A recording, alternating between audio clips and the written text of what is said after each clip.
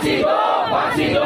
गुजरात सरकार मुर्दाबाद, मुर्दाबाद, मुर्दाबाद। गुजरात सरकार मुर्दाबाद, मुर्दाबाद, मुर्दाबाद। गुजरात सरकार मुर्दाबाद, मुर्दाबाद, मुर्दाबाद। बिल्किस बानो के दोषियों को फांसी दो, फांसी दो, फांसी दो। बिल्किस बानो के दोषियों को फांसी दो, फांसी दो, फांसी दो। आवाज दो, आवाज दो। हर औरत के हक के लिए हम सब एक हैं। महिलाओं पर हिंसा के खिलाफ हम सब एक हैं। आवाज दो। तो मैं कह रही हूँ अपने हिंदू समाज की सारी बहनों को, भाइयों को, सबको मैं कह रही हूँ कि तुम्हारी बेटियों की रक्षा कौन करेगा भाई? वो तो कानून आड़े आएगा, वो बलात्कार करके जाएगा, कहेगा गुजरात में बलात्कारी छूट गए, गुजरात के हत्यारे छूट गए, हमें भी छोड़ो। हमारा ये कहना है कि इस समय हिंदुस्तान में ऐसी सरकार आरएसएस भाजपा की बैठी हुई है जिसने पूरे कायदे कानून नियम कायदे सारे किनारे कर दिए हैं और एक पर्टिकुलर कौम पे किसी भी गहराई तक हमला हो रहा है उसको बचाने के लिए किसी हद तक जा सकता है। ये उदाहरण है उसका, ये किसी हद तक जा सकते हैं। बलात्कार किया गया, बच्चे निकाले, मर्डर किया गया और उसके बाद इस तरह का तांडव नृत्य कहना कि एक जाति विशेष के लोग ऐसा नहीं कर सकते हैं और उनको छोड़ा जा रहा है। आज तो आप सब जानते हैं कि शर्म की बात है कि हमारे देश के प्रधानमंत्री के बगल में गृह राज्य मंत्री जिसने किसानों और पत्रकारों का मर्डर किया, ऐसा अपराधी गृह राज्य मंत्री है। पूरे देश के किसान आवाज़ उठा रहे हैं और प्रधानमंत्री जी अपराधियों को संरक्षण दे रहे हैं और तमाम ये जो है हिंदू मुस्लिम जो माहौल बनाने के लिए पर्टिकुलर जाति के लोगों को, उन अपराधियों को छोड़ने का एक साजिशन ये काम किया गया और इसको बर्दाश्त नहीं किया जाना चाहिए। पूरे हिंदुस्तान के लोगों को इस देश के संविधान को और देश की एकता को बचाने के खड़ा होकर और उनको सजा दिलाने के लिए लड़ाई लड़नी चाहिए। आज ट्रू मीडिया हाउस न्यूज़ 24 में आपका स्वागत है। इस वक्त की अगर मैं तस्वीर की बात करूं तो राजधानी देहरादून में मैं मौजूद हूं और यहां पर एक प्रोटेस्ट किया जा रहा है। एक नाम बड़ी ही तेज़ी से इस वक्त उफान में है, बिल्किस बानो। बिल्किस बानो, ये बिल्किस बानो है कौन? सब जानते हैं। बिल्किस बानो के साथ बलात्कार का अपराध किया गया और 11 अपराधियों को 15 अगस्त के दिन छोड़ दिया जाता है। तो उसी एवज़ में मेरे साथ देहरादून के शहर काजी मौजूद हैं। आइए उनसे बात करने की कोशिश करते हैं और उनसे जानने की कोशिश करते हैं कि इस मामले में क्या होना चाहिए और इसको किस तरह से देखते हैं शहर काजी। देखिए हज़रत, जो मामला पूरे हिंदुस्तान के सामने है कि बिल्किस बानो का और जो उसके साथ कारकर्दगी की है और उसके साथ अपराध किया है, तो उस अपराध की सज़ा तो इतनी कड़ी होनी चाहिए, बजाय इसके कि उनको वक्त से पहले छोड़ दिया गया। उनको दोबारा इतनी सज़ा होनी चाहिए कि पूरा हिंदुस्तान मतलब कि हिल के जा पड़े। ऐसी काजी जी, उनका कहना ये है कि उनका स्वभाव बहुत अच्छा रहा। बात स्वभाव की नहीं है, बात काम अमल करने की है। जो आदमी इतना बड़ा गुनाह किया और जिसने समझे अपराध किया है, तो उसका स्वभाव कैसा भी हो, ऐसे लोगों का हमेशा शराबी आदमी का स्वभाव अच्छा होता है लेकिन वो गुनाह करता है। इसी तरीके से आदमी जिना करता है, स्वभाव अच्छा होता है। स्वभाव होने की वजह से तो मतलब है कि वो जिना का इर्तिकाब करता है।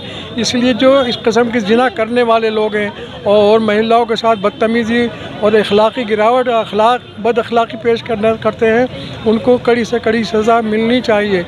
और जो लोग इस तरीके से मतलब कि उनकी इज्जत की गई है वो गलत की गई है, उनको इस बात पर और ज़्यादा उभारा जा रहा है और ताकि वो जिना करें। तो इसलिए कानून को मद्देनज़र रखते हुए सब हमारी हुकूमत हालिया को इस पर मतलब कि अपनी निगाह रखनी चाहिए और ऐसे लोगों को कड़ी से कड़ी सज़ा देनी चाहिए। मज़हब इस्लाम में और इसी तरह से तमाम धर्मों में महिला को, औरत को इज़्ज़त से देखा गया है, इज़्ज़त की निगाहों से देखा गया है और कोई भी मज़हब और कोई भी धर्म इस चीज़ की इजाज़त नहीं देता कि कोई महिला के साथ गलत हरकत करे, गलत रवैया करे तो उसको जो है छोड़ दिया जाए।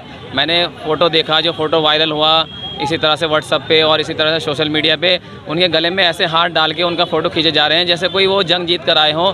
ये एक बहुत अहम सवाल है, ये एक बहुत बड़ी बात है। हज़रत का कहना है कि इस तरह से उनको फ़ोटो और माला पहनाई जाती है जैसे कोई जंग जीत के आ रहे हैं। लेकिन हम आपको बता दें वो 11 आरोपी जो है बलात्कारी हैं। ऐसे बलात्कारियों को बिल्कुल कड़ी से कड़ी सज़ा देनी चाहिए। और जैसा कि उनका फ़ोटो वायरल हुए, उनको गजरा पहनाया जा रहा है, हार पहनाया जा रहा है, ऐसे उनको इज्जत की निगाहों से देखा जाएगा। ये कोई भी मज़हब और कोई भी और धर्म इस चीज़ को बर्दाश्त नहीं करेगा बिल्कुल भी। और हमारे देश की महिलाएं तो बिल्कुल भी इस चीज़ को बर्दाश्त नहीं करेगी कि किसी महिला के साथ ऐसे नाइंसाफ़ी हो और ऐसे उन मुजरिमों को जो है फ़ोटो हार डालकर ये तो एक लोकतंत्र की हार है। लोकतंत्र को इस टाइम बिल्कुल ही नपुंसक बना दिया। क्या सरकार अपनी मनमानी कर रही है और अपना अड़ियल रवैया है इनका, कुछ नहीं है, बेकार कर इन्होंने इस देश को, लोकतंत्र खतरे में ही है बिल्कुल। मैं तो जनवादी महिला समिति की उपाध्यक्ष हूँ, प्रांतीय उपाध्यक्ष। और कल मुझे हमारी बहन है, उन्होंने बताया कि ये कार्यक्रम इसमें मैं आई हूँ। और हम तो 30-35 सालों से लगातार महिलाओं पे हिंसा के खिलाफ काम कर रहे हैं। लेकिन अभी जो ये कांड हुआ है, और मतलब अभी क्या, मतलब ये तो गुजरात दंगों में हुआ, और जिस तरह से बेशर्मी से उन्होंने उन हत्यारों को, क्योंकि तमाम रिपोर्टें गई उसके बारे में, बहुत पुख्ता सबूत थे, उसके बावजूद गुजरात सरकार से ऊंची है क्या ये कानून, गुजरात सरकार ऊंची है क्या कानून व्यवस्था से? ये इन्होंने साबित कर दिया कि कानून व्यवस्था को नहीं मानते। ये सवाल एक मुस्लिम महिला का नहीं है, ये हमारी अस्मत से जुड़ा हुआ सवाल है। उत्तराखंड आंदोलन हुआ था, उत्तराखंड की बहनों के साथ क्या हुआ ये आप सबने देखा।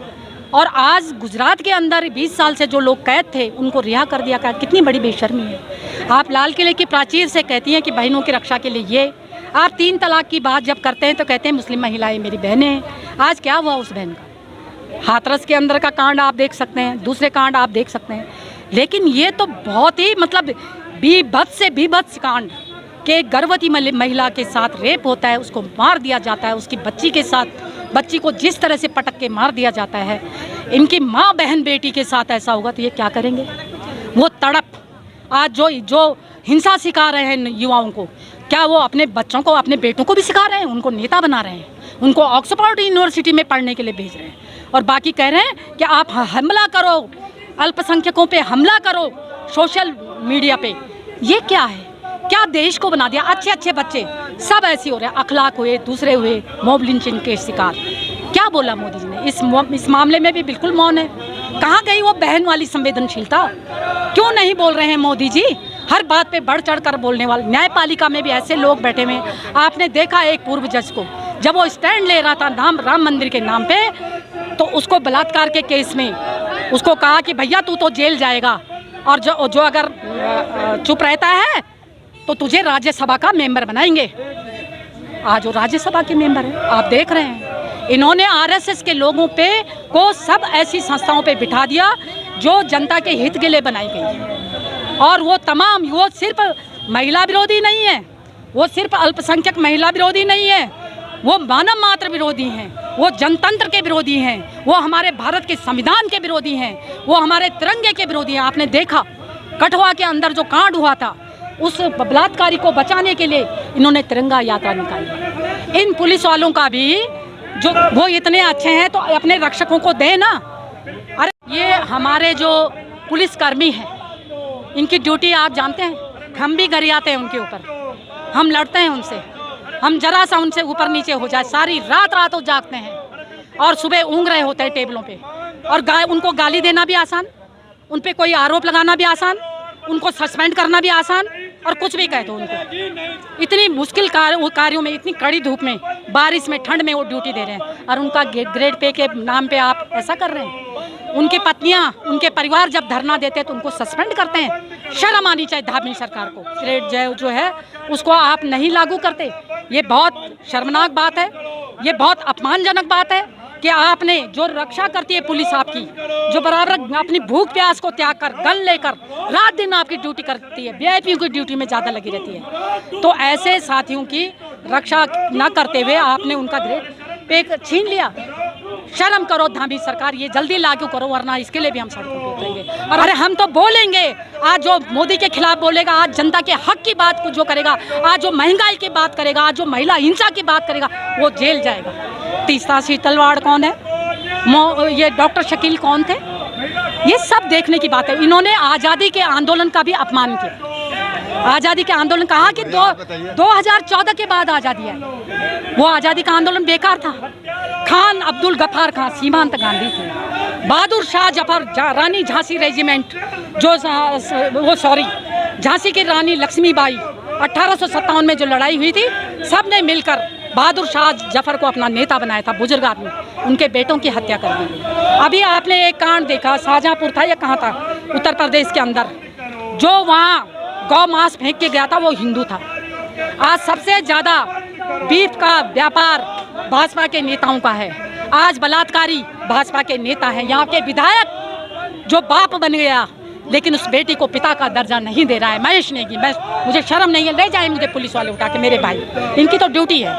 कुछ कानून मेरे पे लग जाएगा, ले जाए, कोई बात नहीं, इनसे कोई दुश्मनी मेरी नहीं है। नारायण दत्त तिवारी ने सीना, बुढ़ापे में सीना चौड़ा करके कहा, हाँ मेरा बेटा है। हम सल्यूट करते हैं हमारे पूर्व मुख्यमंत्री को कि उनको कम से कम हिम्मत तो थी। उनसे भी हमारे बहुत मतभेद हैं कांग्रेस से, लेकिन हम सैल्यूट करते हैं ऐसे आदमी को। और ये इनका संगठन मंत्री यहाँ पे ऑफिस की लड़की से बलात्कार करता है। वो कहाँ गई वो लड़की, कहाँ गई वो शिकायतें? तो इनके कच्चाधारी सब जगह बैठे हुए हैं, ये सब कर रहे हैं। सवाल बिल्किस बानो का नहीं है, सवाल एक मुस्लिम महिला का नहीं है। अगर तुम ऐसे हत्यारों को संरक्षण देते रहोगे